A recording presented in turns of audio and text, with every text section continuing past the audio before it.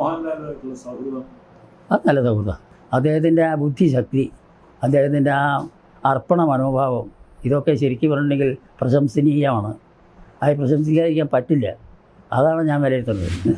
ആശാന്റെ നളം കണ്ട് ഭ്രമിച്ച ഒട്ടേറെ ഭംഗിമാർ തീർച്ചയായും കാണും.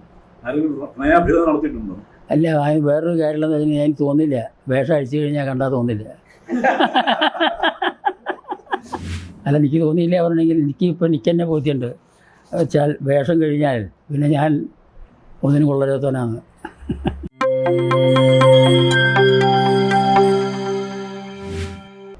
രണ്ട് സിനിമയിൽ അഭിനയിച്ചിട്ടുണ്ട്. രണ്ടല്ല മൂന്നുണ്ട്. ആറാട്ടിൽ അഭിനയിച്ചിട്ടില്ല. ആറാട്ടിൽ ഞങ്ങളവിടെ ഒന്നിച്ചിരുന്നതേ ഉള്ളൂ. വേറൊന്നും ഇല്ല. മറ്റതൊന്ന് ലവ് സ്പീക്കർ, പിന്നെ വാനപ്രസ്ഥം, പിന്നെ ഈ ശാന്തവും വാനപ്രസ്ഥമാണ് കാര്യമായിട്ട് അഭിനയിച്ചത്. മോഹൻലാലുമായിട്ടുള്ള സൗഹൃദം എങ്ങനെയാണ്? മോഹൻലാലുമായിട്ടുള്ള സൗഹൃദം അത് നല്ല സൗഹൃദം. 2 പടങ്ങൾ കണ്ടു. അപ്പോൾ നല്ല സൗഹൃദമാണ്, നല്ല വ്യക്തിയാണ്. ഇടയ്ക്ക് വിളിക്കുക അദ്ദേഹം, ഇടയ്ക്ക് ഞാൻ അങ്ങോട്ടും വിളിക്കും. അതായത് വല്ല വിശേഷം ഉണ്ടെങ്കിൽ മാത്രം. വിശേഷം വെച്ചാൽ എൻ്റെ പിറന്നാളാണെങ്കിൽ അദ്ദേഹം ഇങ്ങോട്ട് വിളിക്കും, ഒരു ജന്മ ആശംസ അറിയിക്കും, അദ്ദേഹത്തിൻ്റെ പിറന്നാളിനും അങ്ങോട്ട് അറിയിക്കും. ഇതൊക്കെ ഉള്ളൂ. അല്ലാതെ ഞങ്ങളെ സംബന്ധിച്ച് അങ്ങോട്ടും ഇങ്ങോട്ടും വേറെ പ്രത്യേകിച്ചൊന്നും ആവശ്യമില്ല. അപ്പോൾ അത് ആവശ്യമില്ല വെച്ചാൽ ഞാൻ വിളിക്കണത് വല്ല ആവശ്യത്തിനാണെങ്കിൽ തിരക്കടില്ല. ഒരാവശ്യമില്ലാണ്ട് വെറുതെ സുഖമാണോ? സുഖമാണ്, ശരി കേട്ടോ, ഇത് പറയാൻ വേണ്ടി എന്തിനാണ് വിളിക്കണം? വാനപ്രസ്ഥത്തിൽ മോഹൻലാൽ അഭിനയിച്ച് കാണിച്ച കഥകളി കലാകാരൻ പുള്ളി കുറെ ശ്രമിച്ചിട്ടുണ്ട് പഠിക്കാൻ ഈ കാര്യങ്ങളൊക്കെ, കഥകളിയുടെ അഭിനയവും നൃത്തവും ഒക്കെ കുറെ പഠിച്ചു. എങ്ങനെ വിലയിരുത്തുന്നു ആ ഒരു എഫേർട്ടിന്? അല്ല, അതേ 1 മാസം കൊണ്ടാണ് എത്രയൊക്കെ ചെയ്ത്. 1 മാസം കൊണ്ട് ഷൂട്ടിംഗ് ഒക്കെ നിർത്തിയിട്ട് ഇത് മാത്രം പ്രാക്ടീസ് ചെയ്യുമായിരുന്നു. അദ്ദേഹത്തിൻ്റെ ആ ബുദ്ധിശക്തി, അദ്ദേഹത്തിൻ്റെ ആ അർപ്പണ മനോഭാവം, ഇതൊക്കെ ശരിക്കും പറഞ്ഞിട്ടുണ്ടെങ്കിൽ പ്രശംസനീയമാണ്. അത് പ്രശംസിക്കാതിരിക്കാൻ പറ്റില്ല. അതാണ് ഞാൻ വിലയിരുത്തുന്നത്. അതായത് ചെയ്തത് നന്നായിട്ടുണ്ട്, ചെയ്തിട്ടുള്ളത് മോശമായിട്ടില്ല, നന്നായിട്ടുണ്ട്. അപ്പോൾ അത് എന്തുണ്ട് വെച്ചിട്ടുണ്ടെങ്കിൽ അത് അത്രയ്ക്കും സ്വയം അർപ്പിച്ചുള്ള അർപ്പണ മനോഭാവത്തോടു കൂടി ചെയ്യുക കാരണം കൊണ്ടാണ് ഇത്രയും വിജയിക്കാൻ കാരണം. അതായത് അദ്ദേഹം ചെയ്ത കഥാപാത്രങ്ങൾ ഒട്ടും മോശമായിട്ടില്ല, എല്ലാം നന്നായിട്ടുണ്ട്. അദ്ദേഹത്തിനെ സംബന്ധിച്ച് നോക്കുക, ഏതായാലും എല്ലാവർക്കും അത് സാധിക്കും തോന്നില്ല. അപ്പോൾ ഈ രൗദ്രഭീമൻ കഥാപാത്രങ്ങളെ അവതരിപ്പിക്കുമ്പോൾ മനസ്സിലെ വ്യാപാരം എങ്ങനെയാണ്? അതിനിടയ്ക്ക് കഥാപാത്രങ്ങൾ മാറി കലാമണ്ഡലം ഗോപി വരാറുണ്ടോ? കഥാപാത്രമായി തന്നെ കലാമണ്ഡലം ഗോപി വന്നാൽ രൗദ്രഭീമൻ്റെ ഛായ ഇല്ലാണ്ടേ ആവും. അത് അല്ല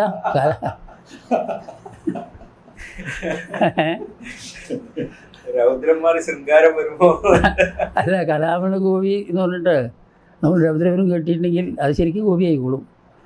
പക്ഷേ അത് ഒരു കാര്യമില്ല, എന്താ വെച്ചിട്ടുണ്ടെങ്കിൽ പേരെന്നെ രൗദ്രഭീമൻ എന്നാണ്. എനിക്ക് തോന്നി കുട്ടിക്കാലം മുതലൊക്കെ ദേഷ്യം കുറച്ച് കൂടുതലാണ്. ഇനി അതുകൊണ്ട് കാര്യം. അപ്പോൾ ഈ ദേഷ്യം ഉള്ള കഥാപാത്രമായിട്ടുണ്ടെങ്കിൽ അത് നല്ലോണം വന്നോളും. പിന്നെ മാത്രമല്ല, നമ്മൾ ഞാൻ നേരത്തെ പുരാണത്തിൻ്റെ കാര്യം വന്നില്ലേ, പുരാണത്തിലിപ്പോൾ ഈ രൗദ്രഭീമൻ ഉണ്ടാവണത് പാണ്ഡവന്മാരുടെ അന്യോന്യമുള്ള പാണ്ഡവന്മാരും ദുര്യോധനാദികളും തമ്മിലുള്ള യുദ്ധമാണല്ലോ. യുദ്ധത്തിൽ വരുമ്പോൾ നമ്മളുടെ വിചാരം മുഴുവൻ പോണതാണ്. അപ്പോൾ ദുശാസനെ കണ്ടാൽ കടിച്ച് കീറി കൊല്ലാനുള്ള ഇതുണ്ടല്ലോ. അപ്പോൾ എന്തിനാ വെച്ചാൽ അതന്നെയാണ് വിചാരം പറഞ്ഞത്. ഇപ്പോൾ നമുക്കിപ്പോൾ അല്ല, പണ്ടത്തെ കാലത്തേക്ക് പണ്ടത്തെ പുരാണങ്ങളിലുള്ള കഥാപാത്രങ്ങളെ നമ്മൾ എടുക്കുന്നതിലും വേണ്ടില്ല, പുരാണം അല്ലാത്ത ഇപ്പോഴത്തെ കഥാപാത്രങ്ങളെ നമ്മൾ എടുത്താൽ തന്നെ എന്താ ഉണ്ടാവുക എന്നുള്ളത് അറിയുകയും ചെയ്യാമല്ലോ. അപ്പോൾ അപ്പോഴേക്കും നമ്മളുടെ മാനസികമായിട്ടുള്ള സഞ്ചാരം ആ വഴിക്ക് വരും എന്നർത്ഥം. അതായത് ദുശാസനെ എന്ത് ചെയ്യണം എന്നുള്ളത്. അപ്പോൾ ഭീമൻ്റെ 2-3 കാര്യങ്ങളാണല്ലോ. ഒന്നാമത് പാഞ്ചാലിയുടെ വസ്ത്രാക്ഷേപം, അത് മനസ്സിൽ കിടന്ന് കളിക്കുന്നുണ്ടല്ലോ. അങ്ങനെയൊക്കെ ഓരോന്ന് തോന്നിയിട്ട് അതങ്ങോട്ട് മനസ്സിൽ ഉൾക്കൊണ്ടുകൊണ്ട് വരണു നടത്തുള്ളൂ. ആ സമയത്ത് അല്ല, ഗോപിയായിട്ട് പറയാൻ പറ്റില്ല. ഗോപി എന്നുള്ള ഞാൻ ഗോപിയാണ് എന്ന് വിചാരിച്ചാൽ എൻ്റെ പ്രവൃത്തിയും ഗോപിയാണ് എന്നാവും പിന്നത്തെ ബാക്കിയുള്ള കാര്യം. എപ്പോഴാ ട്രാൻസിഷൻ നടക്കുക? ക്യാരക്ടർ കലാമണ്ഡലം ഗോപിയിൽ നിന്ന് ആ ക്യാരക്ടറിലേക്കുള്ള ആ വേഷം കെട്ടുമ്പോഴേ ആ മനസ്സിലത് എങ്ങനെയാണ്? വേഷം കിട്ടുമ്പോൾ അവർക്ക് ഉണ്ടാവും. പക്ഷേ വേഷം കിട്ടുമ്പോൾ വേഷം കിട്ടുമ്പോൾ അവർക്ക് മനസ്സിൽ തന്നെയാവും വിചാരം. അരങ്ങത്ത് ചെയ്യുന്ന ആൾക്ക് എന്താ ചെയ്യേണ്ടത്, അരങ്ങത്ത് ചെന്നാൽ എന്തൊക്കെ ചെയ്യണം എന്നൊക്കെ വിചാരം ഉണ്ടാവും. അതിപ്പോൾ ഈ ചുട്ടിക്ക് കിടക്കുമല്ലോ. അതെ, ആ സമയത്ത് അതൊക്കെ വിചാരം ഉണ്ടാവും.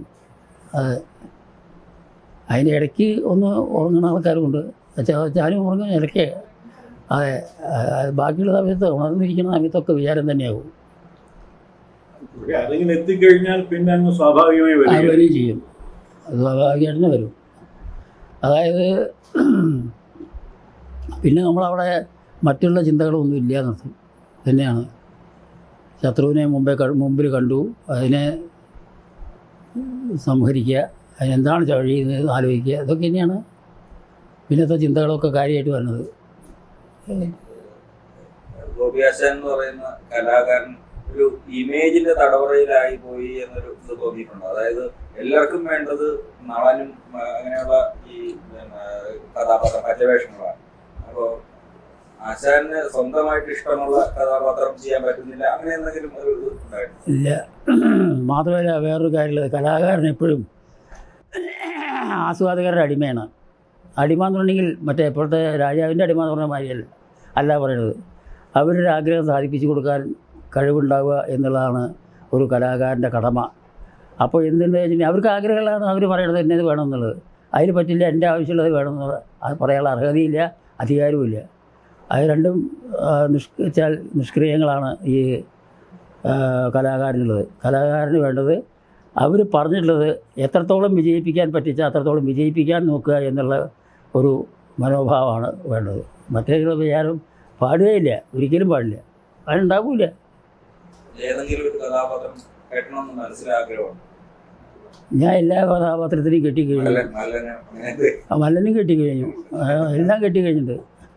അതൊന്നും ഈ കഥകളിയിലിപ്പോൾ ഈ കെട്ടാത്ത വേഷം എന്ന് പറയുന്നത് ഈ ഭീരു എന്ന് പറഞ്ഞൊന്നുണ്ട്, മനസ്സിലായില്ല, അത് കെട്ടിയില്ല. അല്ലാത്ത വേഷങ്ങൾ എല്ലാം കെട്ടിക്കഴിഞ്ഞിരിക്കുന്നു. അപ്പോൾ ഈ രാജ്യത്ത് എല്ലാ രാജ്യങ്ങളിലും സഞ്ചരിച്ചു കഴിഞ്ഞാൽ പാകിസ്ഥാനിൽ മാത്രമേ പോകാനുള്ളൂ, ബാക്കി എല്ലാ രാജ്യത്തും പോയി കഴിഞ്ഞു എന്ന് പറഞ്ഞ മാതിരിയാണ് കഥകളിയിലെ എല്ലാ വേഷങ്ങളും കെട്ടിക്കഴിഞ്ഞു. ഇനി അവസാനത്തെ വേഷം അവർ കിട്ടിയിട്ടില്ല, ആയി വരാറായി. അവസാനത്തെ വേഷത്തിനെ തേച്ചിൽ പിടിക്കാറായി തുടങ്ങി.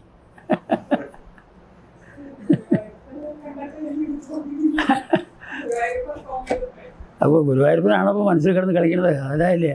അത് ശരിയാ, അത് കാര്യമാസം. അത് പണ്ട് കുടമൂർ ജനാരനാരാശന്റെ ദമയന്തി കണ്ട് പ്രേമിച്ചൊരു സായിപ്പ് പ്രണയലേഖനം ആശാന്റെ നളം കണ്ട് പ്രേമിച്ച ഒട്ടേറെ ഭംഗിമാർ തീർച്ചയായും കാണും. ആരെങ്കിലും പ്രണയാഭ്യത നടത്തിയിട്ടുണ്ടോ? അല്ല, വേറൊരു കാര്യമുള്ളത് എനിക്ക് തോന്നില്ല, വേഷം അഴിച്ചു കഴിഞ്ഞാൽ കണ്ടാൽ തോന്നില്ല.